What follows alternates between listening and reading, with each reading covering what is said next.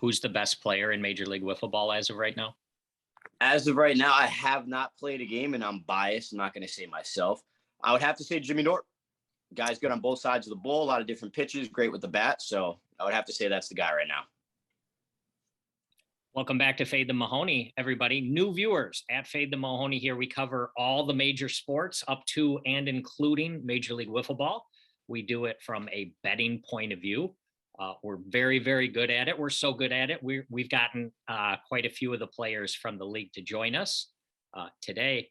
Maybe you've heard of this guy. We've got Jimmy Knorp joining us ahead of what a series, Trevor. We've got the Mallards and the Diamondbacks week 6. I think we're up to 6, right? Yep. That's right. We come at 2 times a week. Our new schedule, Tuesdays, we are recapping the series that was dropped on Friday. And then Thursday, we are previewing this next series that's going to drop the following Friday. So ahead of that, we've got Jimmy Knorp here to talk all things Mallards and Diamondbacks. And Jimmy just shared with us that he likes to put a bet down every once in a while. So we're pretty excited about that. Welcome to the show, Jimmy. Hey, thanks for having me. I'm excited to be here to talk some whiffs. Awesome. For those of you, I can't imagine some of you don't know, but this guy taught Pedro Martinez how to throw a wiffle ball. Yeah, that was one of the coolest experiences of my life for sure. I'll never forget that day. Unbelievable. That was Trevor. How many times have you watched that? I've watched it like probably 7 or 8 times. Yeah, I've definitely seen it a bunch of times. Also, I want to know if we are able to make it out to the Midwest Slugfest, if Jimmy will be there to teach me how to throw a curveball. Midwest Slugfest is an event that I always attend. I've been there both years. My team actually won it last year, so I'll definitely be back to try to defend that title. So you guys are there. I'll see you there. You got to teach me how to throw a curveball then, or throw anything, because we're gonna need it. Yes, Trevor, this is Trevor Savage, by the way, anybody. He's the in-house Major League Wiffle Ball expert. He sets all the lines. Previously, I've had numerous players from the league reach out to me with comments about the lines. The comment that I think you gave us, Jimmy, was something to the effect of those lines are pretty spot on, right? Yeah. I looked at the lines at the beginning of the year, like on the prediction show. I was like, wow, that's like spot on. That's where I pretty much put all the lines too. So it's pretty impressive.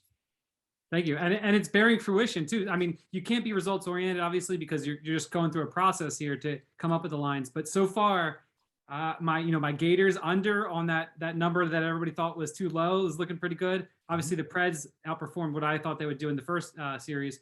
But overall, I think my number's looking good. And how about that Dallas Allen yesterday?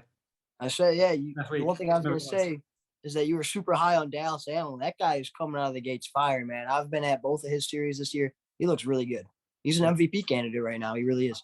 100%. And my biggest concern with the numbers that I was selecting was, will he pitch 2 out of 3 games? And you saw him do that in that series. So that was pretty interesting. Yep. I got to give a lot of props to Dan for that too. As a manager, that's hard. Like, I know myself, I want the ball. I'm a competitor. I want the ball whenever I can get it. But he saw Dallas was throwing it well, and he just kept rolling with them. So I tip my cap to Dan for that. Pretty awesome. They look pretty tough. Oh yeah. And obviously, a couple days ago, Trevor and I went into way more detail about that series in the past. But unrelated, Jimmy, I've got a bunch of questions from several of our viewers. So just the first one, again, unrelated. Dallas A from Michigan sent me a question to ask you. When was the last time you threw 3 no-hitters in a row? Probably never. Seems like he's got me there. Yeah. I don't even know if I've ever thrown a no-hitter, which in wiffle ball is actually pretty common. So maybe I have. I don't know. It's pretty impressive performance. Yeah. Dallas Allen. Trevor was high on him from the get-go. I have recently connected with the gentleman, and he is scheduled to join us for week 12. That's their next game. So he's going to come on, and hopefully there's no jinx that goes on with coming on this show. The last couple people haven't done really well. So, well, we had 2 Gators on, which is never going to be good when you have a 1-5 squad. That I mean, how about that? Well, we'll talk about that later. God, you're so negative on the Gators. Save it for Trevor Bonham, for God's sake. Yep. Stay for bottom. All right. I want to get a couple pieces of business out of the way real quick. Please, everybody, join the MLW Patreon. It's $5 a month, and you get a whole bunch of extra Drew Davis stuff, whole bunch of videos that you don't get if you don't pay it. It's $5 a month. Who cares? Nobody. You don't miss anything. Jerseys. Buy some jerseys. Trevor and I both have the Robles one in our possession. I ordered 5 this past week, including Jimmy Norb. So I will have more of them up here as we go forward. My promise to all the players, if you come on the show and you have a jersey, I will order it. Let's go. Nice. Yeah, I love that. It's really cool. And lastly, Trevor has a podcast he does with his wife called Raising the Nuts. Comes out twice a week. Listen to that on your podcast player as well. All right. What do we want to do, Trevor? Should we do lines? Should we do the line for this?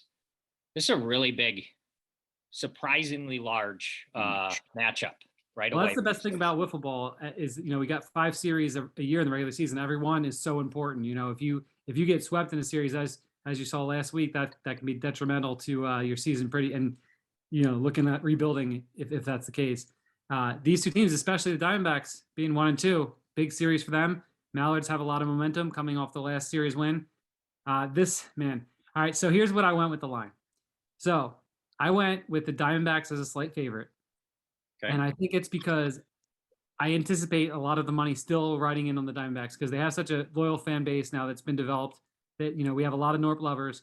Robles and the Mallards are this new look team. So maybe that they're kind of now the future Diamondbacks from last year as the fans start to roll into them. But I think right now you still have to put the Diamondbacks as favorites. So I have it at minus 125. Okay. Slight favorite for the Diamondbacks to win at least 2 out of 3, minus 125. Get a little plus money on the Mallards at plus 105. Yes. Okay. And then we talked about this a lot, trying to adjust the lines based on the way we've seen things happen this year. I was kind of setting lower lines, anticipating the pitching to be pretty dominant. And I think we're seeing with the discussions we've had about the balls and the way that they use the balls, that the scoring is going to be up a little bit. And so you and I discussed how I needed to move the lines up a little bit. How many times did the over hit so far? We're 4-1, I think. 4-1 on the over, right? And the under was 5 total runs in that game, which is pretty funny. So I lined this at 15.5. All right, Jimmy, give me your thoughts on both of those. You think you being slight favorites is correct? Yeah, I will say this: Jordan Robles, guy's a competitor. Everywhere he goes, he wins. So it's going to be hard to beat him twice. Talking about when he's pitching 2 games. However, whoever they throw in their second game, whether it's Tom or Caden Irwin, that's a game that we need to win. Our second pitcher should be better than their second pitcher. That's a game that we have to win. And then I think personally, I can outduel Robles at least once. I think we should be slight favorites, but going into the series, I know really anything can happen. Like these guys could sweep us, we could sweep them. It's going to be a tight series. Every game's going to be close. I think honestly, I know the Eagles are 5-1. I still view us and the Mallards as kind of the top 2 teams in the NL, just personally based off of talent, what I've seen. I know we got off to that 1-2 start, but with that being said, 1, it was against the Wildcats, who I think is probably the best team in the league right now. And 2, we didn't have Michael Shima. I feel like people kind of forget that. Michael Shima's a good player for us. He plays good defense. He knows his role. He gets the job done. So I think that's good. As far as the over-under 15.5, yeah, I think I'd probably hit the under on that, if I'm going to be honest. Just because I know runs could be at a premium. I'm a little upset with my first performance, so I'm going to come in absolutely locked in on the mound. I'm going to be like laser focused. I want to execute every pitch perfectly. And like I said, Jordan Robles, with the competitor he is, he's going to try to do the same thing. So both good lines. I'd probably take the under on the run scored. I should have probably asked some questions before I set the line. Can we get an update on the Jimmy Norb injury status? How are you feeling? Yeah. I hear you're banged up a little bit. How's it going? Yeah, it's been a weird year for me, man. I mean, I threw a lot of innings last year. The competitive tournaments, I actually went to a lot of like competitive fast pitch tournaments for the first time in my life last year. And that's where, you're just letting it all go, throwing as hard as you can. That's what I think really did it. I actually just got an MRI on my elbow. They said there's a slight chip in it. They want me to kind of take it easy, but I said, can I really make it any worse if I pitch? And they said, no, you're just going to feel some more pain and stuff like that. And I was like, all right, but I can't make it worse. So I'm going to try to fight through it. And my first series my right quad was all messed up, but it was only on the screwball, just one pitch that I throw. And I've kind of been like toying with a different motion. And since I've been doing that in my bullpens, I haven't really felt any more pain there. So really, it's just the elbow right now, and I think I should be good to go. It's funny, after that series, one of the first talking points I wrote down for our discussion on the recap was, is Norb hurt? Like, it's, Yeah. I could, because I saw the couple times the wincing and like kind of the sounds, but then you're like, oh no, I'm good. And on Pipe It Up, they said no, he's totally fine. But I was like, I don't know. It seems like he might be a little sore. Yeah, I mean, it was like it was never happened. It was on the screwball. It's like one pitch. I do put a lot of pressure on my right leg, so it makes sense. But I remember I'd have guys in like 1-2 counts, and I'd want to throw the screwball, and it was funny. I'd like look at Jonah in right field, and I'd be like, I want to throw it. And he's gonna be like, he'd look at me. He's like, it's gonna hurt. And I'm like, I gotta throw it. Like I gotta keep these guys off balance. And then game 3, I actually did put the screwball away, and that kind of bit me because that's when they started to hit me really good. A couple of things. One, our good friend and multi-time guest on the show, Drew Davis, was really concerned about you. He wanted us to find out about your injury, so Trevor handled that. Two, Trevor, he just said he had an MRI. Yeah, that's tough. It's just this line might move after this comes out. We'll see. But the other thing, the reason the reason I lined it like that is I still think we know Jordan's competitor. We saw how good he is just in that first series. I do still think that he's going to be adjusting to things as we get through, and he's going to adjust. It's just a matter of, like we said in the recap, it seemed like the Cobras, especially Drew and Sean, were seeing him really well, and they were getting the bats on the ball, and he's really only featuring those 2 pitches right now.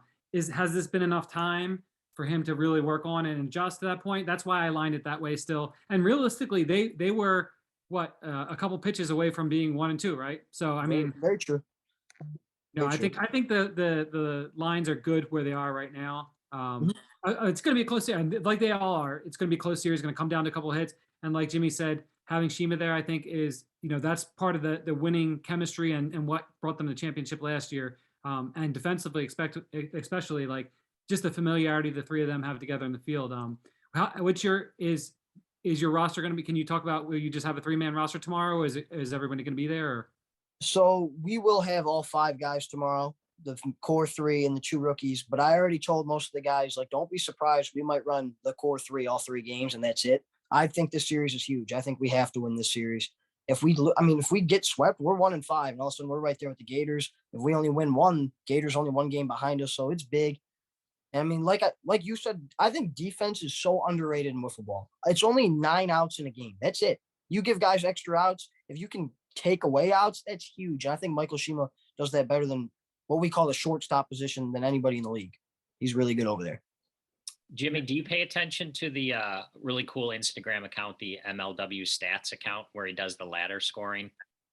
If I see that I get tagged, I'll like check out what he's been doing recently. It's pretty cool. Yeah, I see what he's done though. It's really cool. I've been diving in. I've been communicating with him a little bit. He actually sent me your numbers as of now. I think you're 8th in the league. But when you said about fielding, that's Robles ended up number 1 after the first slate, and the difference was his fielding numbers. He turned 2 double plays, and I think that had him jump Sailor a second. I think. Does that sound right? I think he said he was a good defender, so I believe that too. Yeah. I mean, you saw last year in the World Series how important the field. I mean, there are so many. If you go back and watch the World Series from last year, there were so many amazing fielding plays, and the Wildcats made a bunch of great ones too. Yep. But the Diamondbacks just came through pretty much every time, and throughout this season, like you could just make a top 10 of the Diamondbacks plays from last season. That's so huge. Yeah, I think outside of Game 1 of the World Series, defensively, we played flawlessly in that World Series, and that's the reason I think we won it. Game 1, we made some errors. There's some nerves there, and after that, we settled down. And defensively, we just locked it down. And I think it also speaks to the adjustments the rest of the league has made as well. If you look at the fielding so far this season, I think the reason there's so much parity in the league right now is that a lot of the teams upgraded their fielding during the offseason. I don't know if they were working on it or they just watched the success of the Diamondbacks, and they were making plays. I mean, I didn't chat this out. I think I did on the last episode, but the plays that Chadwick made in that game the Magic had, he made a bunch of plays that kept them close in that game.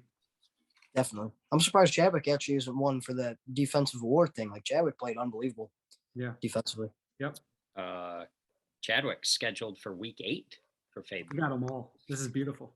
That's a good interview, Chadwick. He's a good guy, nice guy, funny guy to talk to.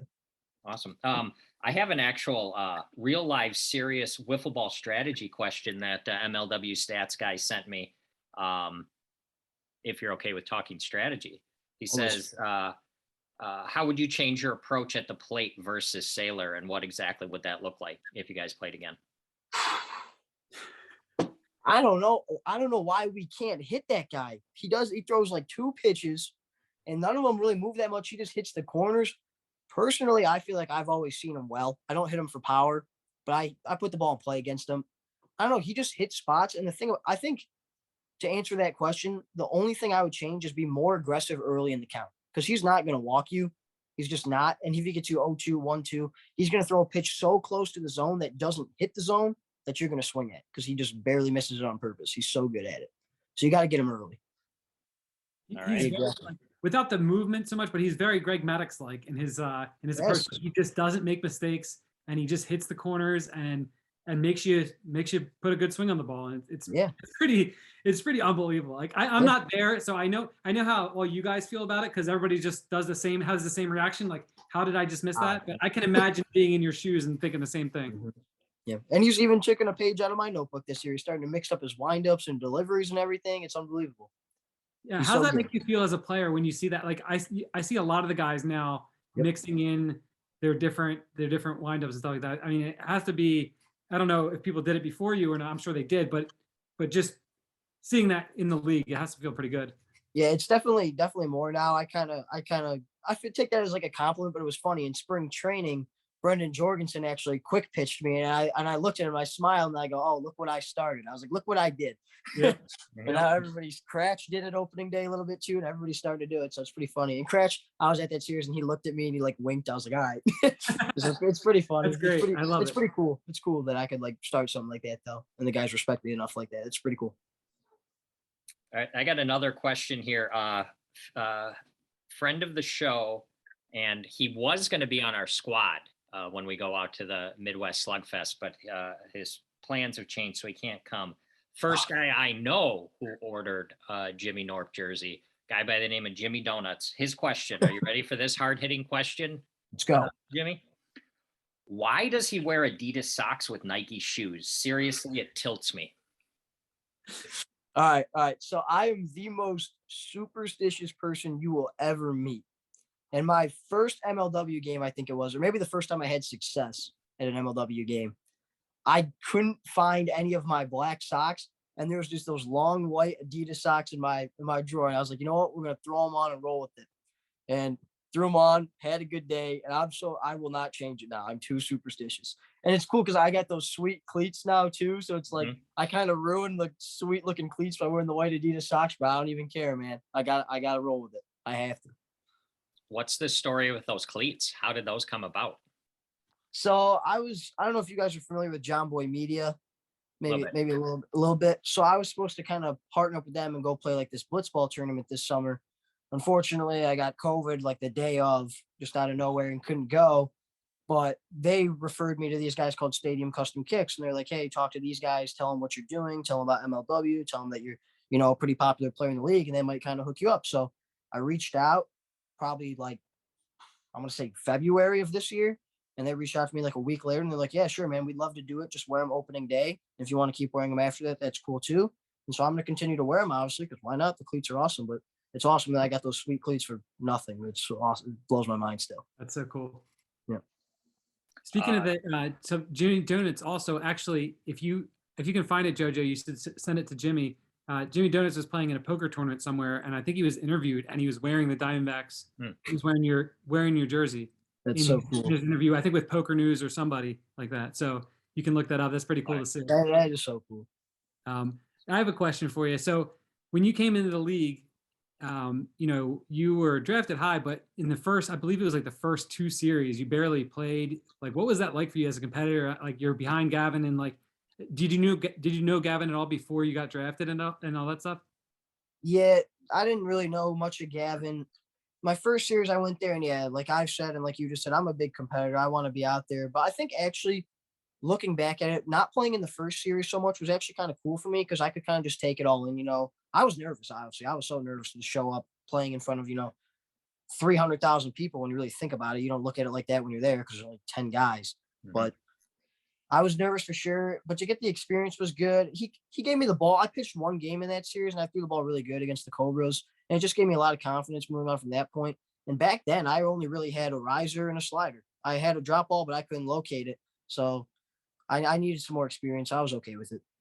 Okay. It's so funny. I remember watching the videos and I'm like, wow, this kid is nasty. Like how are they not playing him? Like how are they not getting him more involved? And then you could tell that it was just going to be like, as time went on, that season went on, your role obviously stepped up quite a bit, and then the rest is history. Yep. Now, I have some great memories from that season. That was one of I've only played 2 years, but like our series against the Mallards that year where we had to sweep to make the playoffs, and we did sweep. That's probably, besides winning the World Series, that's my favorite MLW moment. That was awesome. That was really cool. Yeah, I mean, it was the beginning. You could see what could the next season be like. And if we were doing this show last year, I'm pretty confident you would have heard me being very high on you and the Diamondbacks, and because you could see, like, this team could easily go all the way just based on the way you guys had finished out the season. Yep, definitely. Shima was the missing piece. How do you feel about that, Jojo? JoJo's kind of a Shima hater too. You got to watch him. No, you can't hate on Shima. Hey, he got the one hit that mattered, right? He did. He stepped up when it counts. You know what happened? So JoJo started watching later in the season, and I think Shima had 5 home runs last year, but I think that JoJo didn't see any of those games, so all he saw was him striking out all the time. Yeah, Kyle had his number. Kyle had his number. He got the hit that mattered, though. One for the series. He was one for the series, but it was the one that counted, right? One that counted. And I will say this, I mean, hopefully Shima proves me right, but to everybody like who's been in my DMs and just all the fans, I've spoken so highly on Michael Shima this year. I really think this is a breakout year for him. I'll tell you right now, he's going to be hitting second behind me in the lineup tomorrow. Like, I'm really confident in Shima this year. When we practice, I cannot get the ball by him. I don't know why. I can't get the ball by him. So hopefully he can translate that. Maybe it's just nerves and he's got to calm down. But I'm really high on Shima. How much would they have to throw in with Trevor Bonham in order for you to trade him? A lot. Yeah. A lot. That's the right answer. That's a lot. That is. Yeah, I mean, it's just also the chemistry, obviously, and like you guys are all friends. Like that obviously makes such a big difference, and obviously and your enjoyment factor going up the field, because obviously you're playing to win, but you also want to have a good time with your boys, and like that's obviously what this league is about. Also, it's tough for a team to be successful without having that familiarity with each other. That's a great point. It's a great point. Chemistry is huge. Playing with your friends is huge. That's how we look at it. Just like I always tell Shima, like, we're in my backyard right now. We're 9 years old. We're in my backyard. That's how you got to view it. Love it. I have another viewer question. Another friend of the show, Brendan Jorgensen, wants to know why you and Jonah are ducking him and Cheatham in a golf match. I will golf with those guys whenever they want, man. They know that. Jonah's a pretty good golfer. I'm not great. I got a good short game, but I don't get off the tee well. Jorgensen he's a good putter. I've played with him a couple times. Haven't played with Chris yet. So tell Jorgie when he wants to set it up, I'll be there. What kind of stakes would you guys be playing for, do you think? Probably a lot. Be a pretty high dollar amount there. Probably throwing 100 a piece, maybe, Nice. Make it interesting. Got to play for something. All right. So when you do your gambling, I've been told you gamble from time to time on some sports. What do you like to gamble on? What do you, baseball, basketball? What do you do? Baseball's number 1. Basketball's number 2. I'll never place anything on hockey because I don't know anything about it. Football every now and then. But yeah, baseball, basketball. I bet mostly on Major League Wiffle Ball with Trevor. Trevor, what were you going to say? I wanted to throw in a dig at the Gators because they're going to have a lot of time to golf pretty soon. Yes, we're watching the playoffs on their couch, hopefully. Hey, Jorge, Chris, I love you guys. That's the way it is. I love them too. God, I can't wait until the mainstream media picks up on our conversation with Cheatham and him talking about if they get swept versus the Eagles. He's going to actively be looking for a trade, just like Trevor Bonham did. Did he say that? Said that on our episode, on our show. All right. Yep. So that's going to We drop bombs here on Fade the Mahoney. Yeah. We literally brought it up as a possibility if you get swept, and then he went several minutes about how things could change and how he Said could he'd like to play with Chadwick at some point. Oh no, he wants to play with Norb. Come on. I guess we should probably talk about what bets we have for this week, Trevor. I'm fairly confident I swept you last week, right? I had the over, and you, for some reason, took Cheatham with your pick. Jimmy, in case you don't notice, this new thing we've added, we're each selecting one player per series, and whoever scores higher on the ladder score from MLW stats on Instagram wins. Trevor took Cheatham. I took Dirty Schultz.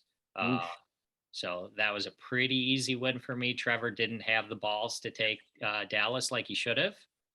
Didn't have the balls. So I'll go ahead and take the over again. I'm just going to keep going with the over for our totals matchup. But you lost. So who are you going to pick from this series? Oh, I get to pick. Yeah, loser goes first. So you'll be going first a lot. Shit, that's oh. Edit that out.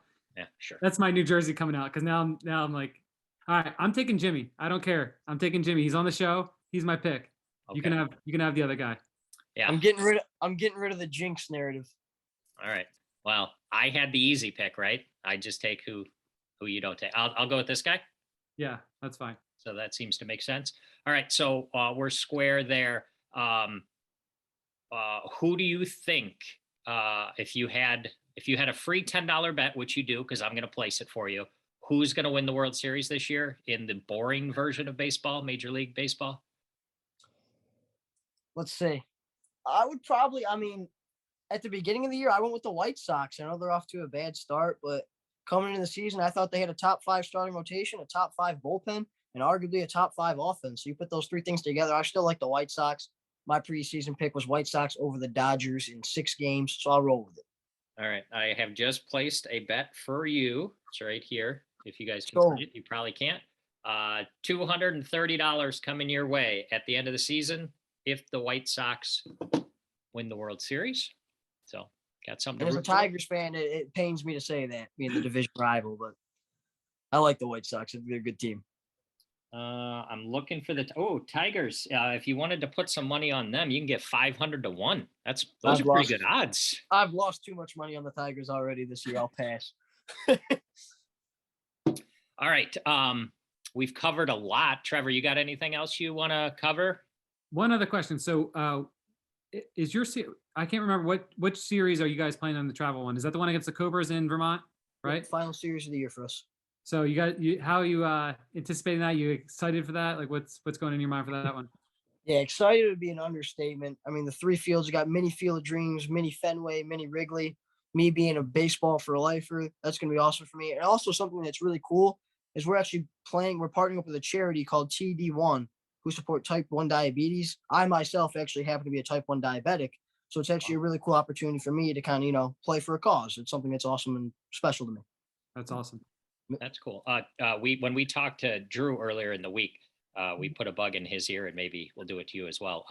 If you could get Trevor a press pass to that series, because he's not too far away, and we know it's not necessarily open to the public, but if we can get a member of the press there from Fade the Mahoney, that would be really cool.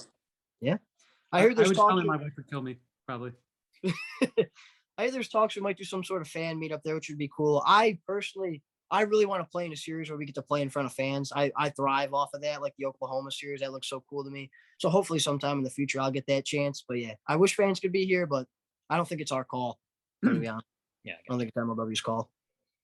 Was there anything else? Because we are primarily a gambling show, and we love to talk about sports gambling. Are there any other gambling stories, horror stories, or big wins?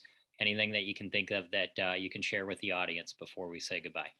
Not recently. I've been struggling this year. I started off really hot when it comes to sports betting, especially in baseball, but so far it's been kind of downhill since then. I will say this though. Warriors lost game 1 of the finals. Right now, I'd be putting a lot of money on the Warriors to win that series. Down 1-0. They're not favorites anymore because being down 1-0, I'd take the Warriors. Well, this is the kind of stuff that we thrive on. Yeah. That right there. Fade the Mahoney in Latin means go against whatever this guy says. So, Right. Take the Celtics. yeah, I just got to see what the series line is right now. This Yeah, I is think it was like- this is so tough here, Jojo, because we got Edonk, who is one of our other recurring guests, who is one of the worst sports bettors in the history of betting, and he loves the Celtics in the series. Mm. And so we got competing Mahonies here, which Yeah. then really muddles things for our audience. Well, Edonk's analysis, if you remember, was defense wins championships. It was Yeah. like he read that out of a fortune cookie or something. That was his But analysis. to be fair, the Warriors are also a very good defensive team. They're also solid defensively. You can get plus 160 on the Yeah. Warriors to win 4 out of 6 games. Plus 160. Wow, Mahoney-ish in me says, "Wow, the books really want you to take the Warriors. That means the Celtics are winning." Yeah. They know something we don't. All right.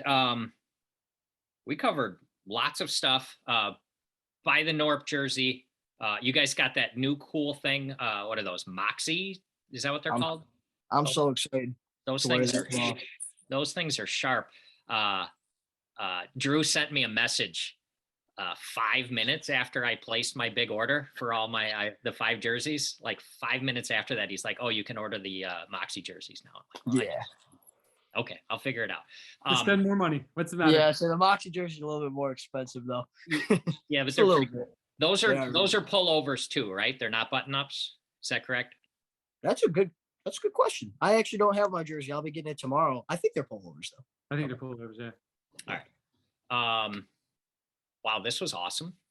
Yeah. I feel like I'm Fun. forgetting some. Oh, the one thing I wanted to bring up, the amount of joy you brought Hall of Famer Pedro Martinez when he struck you out looking, when he turned around and danced, that is like the most glorious thing I've ever seen. He was Yep. so happy.